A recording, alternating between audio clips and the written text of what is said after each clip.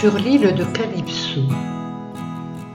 Qu'importe à la douleur le spectacle enchanteur d'une cascade en joie, d'une claire fontaine, de Calypso la nymphe, belle comme une reine, Ulysse désespère de rentrer à demeure. Barrière des flots, fais taire ton écume.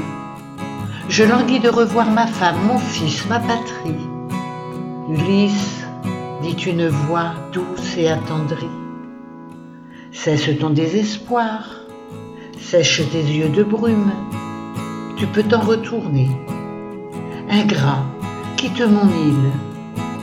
Un ordre souverain du roi de tous les dieux t'autorise au départ. Donne réponse à tes vœux.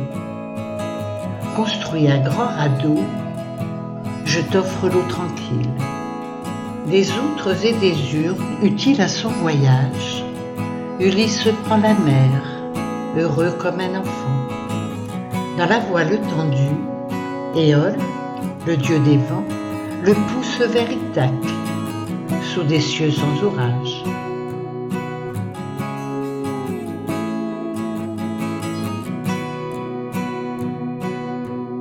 La traversée. 17 jours durant, il vogue sous Clémence. Les monts de Phéacie sont à portée de vue, quand soudain l'océan crache sa rage et rue. Neptune furieux se venge d'une offense, une offense d'hier, et déchaîne ses ires. Les vagues se soulèvent, le ciel s'obscurcit sous d'épaisses nuées. Le vent n'est que folie, et Ulysse pâlit, et Ulysse soupire. Je suis maudit des dieux, que ne suis-je donc mort en valeureux soldat dans les plaines de Troie? J'aurais reçu honneur dû à mon rang, tel un roi. Non, seul dans la tourmente, je vais mourir sans port. Effroyable clameur d'une mer en colère, une vague soudaine l'arrache du timon ainsi que victuailles, mâts, voiles et boissons. Mais il est vivant et nage parmi les vents contraires.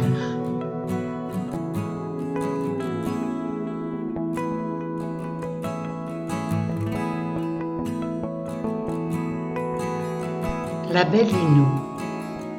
50 créatures aux splendeurs féeriques et aux cheveux d'argent assistent au combat, émus par les efforts de cet homme si las, par sa fragilité face aux eaux colériques. Parmi les Néréides, Ino, belle, charitable, dénoue l'écharpe d'algues cernant son corps nacré, s'approche du radeau et dit aux naufragés d'une gracile voix, au chant inimitable: prends cette écharpe, enveloppe-toi d'elle, ôte tes vêtements avant de couvrir ta peau. Puis, à l'eau lance-toi, repousse ton radeau. Vois-tu l'étoile au nord? Suis-la, nage vers elle. Quand ton pied touchera une terre, un rivage, l'écharpe de ton corps il te faut délier et sans te retourner à la mer la jeter. Je t'offre le salut, la vie et un passage. Ulysse, une fois de plus, goûte à l'onde et s'est remis. Ino est reparti dans les fonds sous-marins et Neptune, éreinté, se tranquillise. Enfin, une dernière vague et puis du sable doux.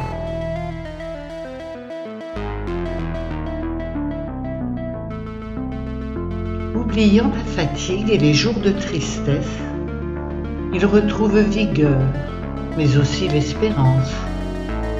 La déesse Minerve s'active en silence. Ce héros courageux en sujet l'intéresse. Susciter l'intérêt de ce grand voyageur, elle rend visite à Alcinous, roi de la Phéacie. Nausicaa, sa fille, belle comme la vie, douce comme une fleur, dort, rêve à son bonheur. Elle doit se marier à l'homme qui lui plaît. Minerve, à son chevet, De son regard profond, la regarde dormir, puis souffle sur son front. Une autre rêverie, une toute autre pensée. Nausicaa s'étonne. Elle crut, à son éveil, entendre son ami formuler un reproche. Que tu es indolente, terne comme une roche, regarde tes habits fanés sans aucune merveille. Bientôt luira le jour de ton beau mariage. Tu devras être belle. Allez, debout, princesse. Demande à ton cher père, les yeux pleins d'allégresse, de te prêter un char, et va sur le rivage. Le char est enfin prêt. Vêtements, des huiles parfumées pour s'enduire après bain, du vin, des aliments. Toutes les jeunes filles s'activent en chantant et claquent les battoirs sur les linges souillés. Nausicaa est gaie, enivrée de lumière. Tous ses rires, tous ses cris parviennent à Ulysse, le tirant vivement d'un sommeil complice. Il se dresse, étonné. Il n'est plus seul sur terre. Une exclamation apeurée retentit. Voyant un homme nu, les bien jeunes suivantes sont saisies d'épouvante et fuient toutes tremblantes. Immobile, la déesse le regarde, l'air ravi. Ne serais-tu pas Diane, fille de Jupiter? Pardonne à un mortel de t'adresser ces mots. Mon excuse? Mes malheurs, la mer et ses chaos. Contempler ta beauté, c'est l'été en hiver. Nausicaa, flattée, lui sourit et répond. Immortelle ne suis, je suis Nausicaa. Princesse, ne m'en veux pas, je suis vraiment très là. Souffre que je t'implore et te pose question. Puisque cette patrie est celle de ton père, aurais-tu la bonté, la ville m'indiquer, m'offrir une tunique que je puisse approcher? Nourri et habillé, il est heureux et fier. Étranger, lui dit-elle, je t'emmène au palais. Présente-toi sans crainte à mon père, à ma mère. Mettez notre rencontre et tes propos modères. Médisance, calomnie me nuirait à jamais. Au roi et à la reine, il compte ses douleurs, et ses nombreux sanglots émeuvent les régents. Alcinous, yeux humides, se fait réconfortant, le presse de compter tous ses autres malheurs.